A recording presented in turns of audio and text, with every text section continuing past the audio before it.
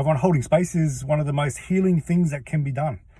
Holding space actually makes things that are moving and things that feel stuck or that can't be, it particularly can't be expressed, or it's not allowed to be expressed, or I can't express that because of the socialization that we do allows us not to think that thought or express that thought or express that feeling in a certain place.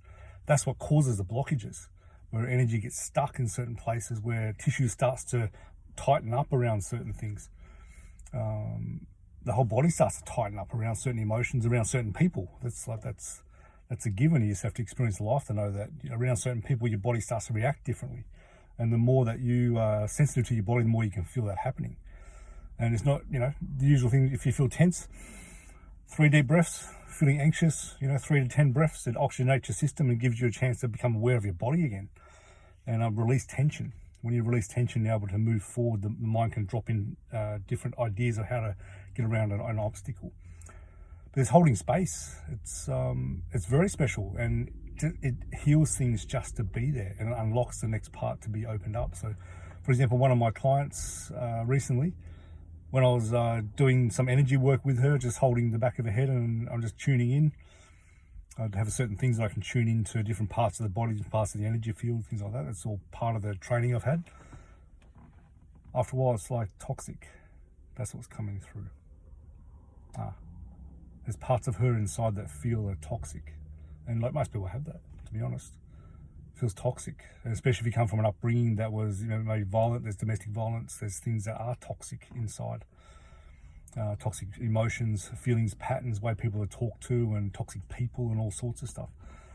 So I just held space for the toxic part. I didn't verbalize any of this yet. I just held space through my hands. It's okay. Toxicity, you're allowed to be here. And I love you that you're here. Thank you for showing up. And it starts to change. I see the colors change. And after a while, what I saw was a window, like a stained glass window in a church. And often visions aren't literal, they're metaphorical. It's like, it's a window of pain. It's like a pane of glass. It's the window of pain. The subconscious is allowing me to at least see the window of that pain. So I was like, thank you. Thanks for showing me the window. I'm not trying to force my way through to the window. I'm not trying to break the window. I'm not trying to find out what's on the other side of the window. Thank you for just being here. And I love that you are willing to show me this space inside this person. This is beautiful. Then I showed another vision to do with water, and water to me represents the sacral chakra in particular, to do with creative expression and things like that. So I put my hand on there, hand under the back of the head, and the back of the head's to do with the deep subconscious, the cerebellum, that sort of stuff. And I asked Hannah, how are you going?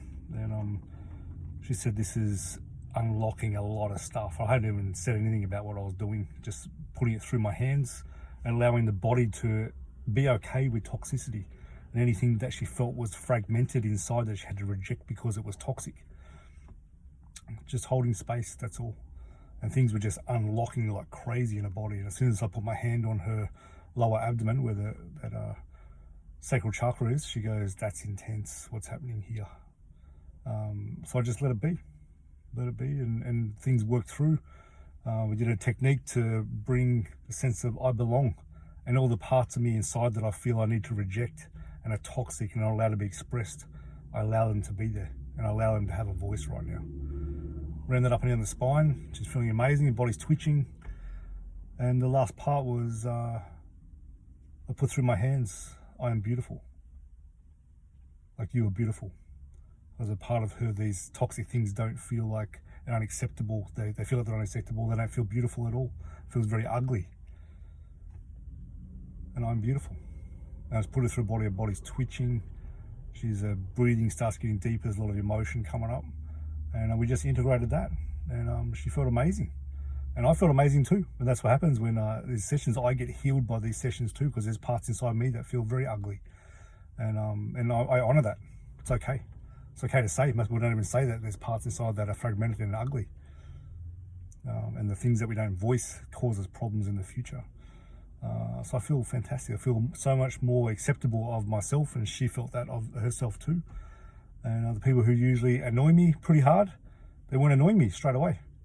And it was, I can tolerate it. Not really tolerate, it just flows now. I hope that helps.